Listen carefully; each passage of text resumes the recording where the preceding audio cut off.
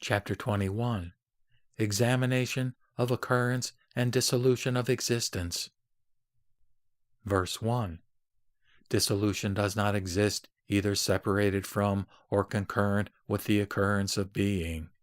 Occurrence likewise does not exist either separated from or concurrent with its dissolution. Verse 2. How could there be dissolution separated from the occurrence of being? As there would be the improbable phenomenon of death without birth, there is no dissolution without occurrence. Verse 3. How could there be dissolution concurrent with the occurrence of being? For indeed, it is not possible for both birth and death to exist simultaneously. Verse 4. How could there be occurrence separated from the dissolution of being? For in the various modes of true existence, transient nature is never found not to exist. Verse 5. How could there be occurrence concurrent with the dissolution of being? For indeed, it is not possible for both birth and death to exist simultaneously. Verse 6. The establishment of mutual occurrence or mutual separation is an impossibility. How would it then ever be possible to assert any completed states of the two? Verse 7. There is no occurrence of being in either a ceased or an unceased entity.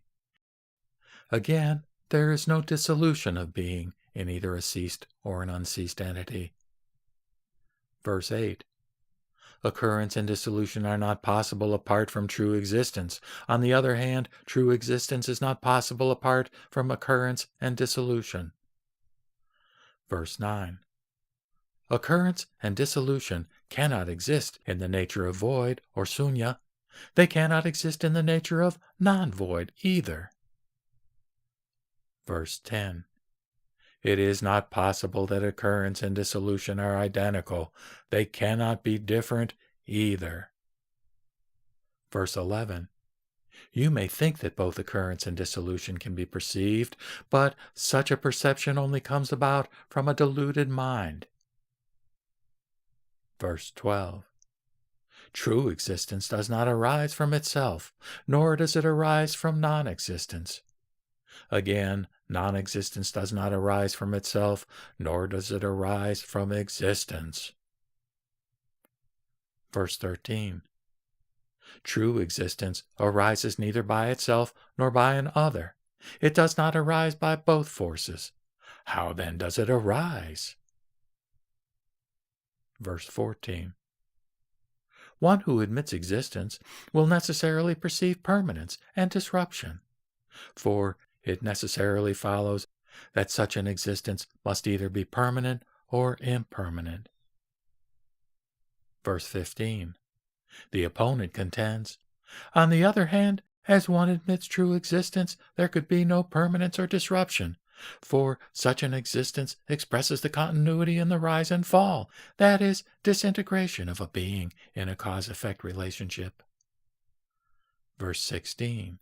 Nagarjuna asserts, if such an existence expresses the continuity in the rise and fall, that is, disintegration of a being in a cause-effect relationship, then, since the fall does not have the nature of arising again, it will necessarily be the disruption of cause. Verse 17. It is not justifiable to assert that an existence in virtue of self-nature becomes a non-existence, for at the time of nirvana there is a disruption in virtue of the quiescence of the continuity of being. Verse 18.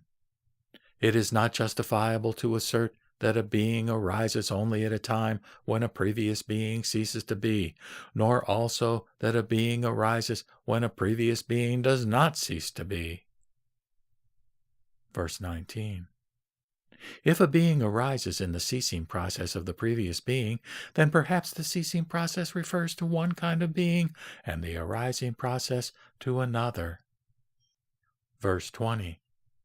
It is not justifiable to assert that existence can be expressed in the concurrent process of arising and ceasing. Then it should arise as well as cease within the same realm of the skandhas, that is, the five aggregates of being. Verse 21. Consequently, the continuity of being is not possible within the three temporal moments.